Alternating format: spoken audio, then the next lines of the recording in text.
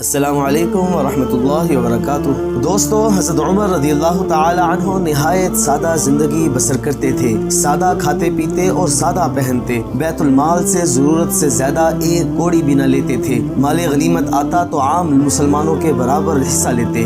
ایک مرتبہ کسی نے ان سے پوچھا، اللہ تعالیٰ کے مال میں سے آپ اپنے لیے کیا جائز سمجھتے ہیں؟ حضرت عمر رضی اللہ تعالی عنہ نے فرمایا، 2 جوڑے کپڑے، ایک گرمیوں کے لیے اور دوسرا سردیوں کے لیے، حج بیت اللہ اور عمرہ کے لیے ایک احرام، اس کے علاوہ میرے اور میرے گھر کے ہر فرد کے لیے اتنا کھانا جو ایک عام آدمی کے لیے ضروری ہے، اس سے نہ کچھ کم نہ کچھ زیادہ۔ جب کوئی ہنگامی ضرورت پیش آتی تو مسلمانوں کا اجتماع بلاتے اور ان سے اجازت لے کر بیت المال سے کچھ لیتے۔ ایک مرتبہ آپ کی طبیعت ناساز ہو گئی، دوا کے لیے شہد کی ضرورت پڑی، گھر میں شہد نہ تھا، البتہ بیت المال میں موجود تھا۔ منادی کے ذریعے مسلمانوں کو جمع کیا اور منبر پر کھڑے ہو کر فرمایا، مجھے دوا کے لیے شہد کی ضرورت ہے، اگر تم اجازت دو تو بیت المال سے لے لوں، ورنہ مجھ پر حرام ہے۔ مسلمانوں نے شہد لینے کی اجازت دی تو بیت المال کے شہد کو ہاتھ لگایا۔ جس زمانے میں عرب شدید قحط سے دوچار تھا، حضرت عمر رضی اللہ تعالی عنہ کے پاس روغن زیتون سے چپڑی ہوئی روٹیاں آئیں۔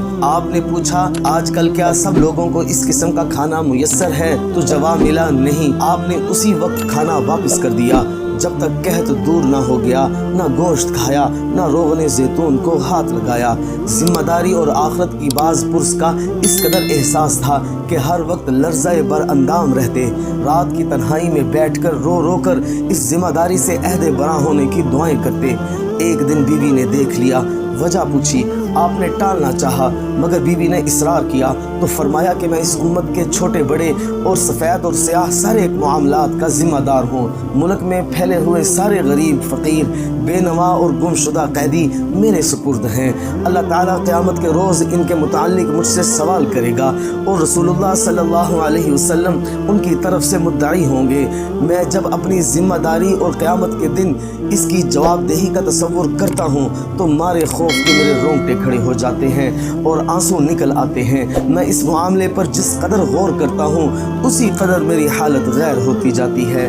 بعض لوگ آپ کی گریہ و بکا پر افسوس کرتے، آپ جواب دیتے کہ تم لوگ میرے رونے پر افسوس کرتے ہو، حالانکہ اگر فرات کے کنارے بکری کا ایک بچہ بھی ہلاک ہو جائے تو عمر رضی اللہ تعالی عنہ اس کے بدلے میں پکڑا جائے گا۔ دوستو، اس طرح کے حکمران تھے حضرت عمر رضی اللہ تعالی عنہ کہ اپنی رعایا کے بارے میں ہر وقت فکر مند تھے۔ اللہ تعالیٰ سے دعا کریں کہ اللہ تعالیٰ ہمارے آج کے حکمرانوں کو بھی اسی طرح کی فکر نصیب فرمائے۔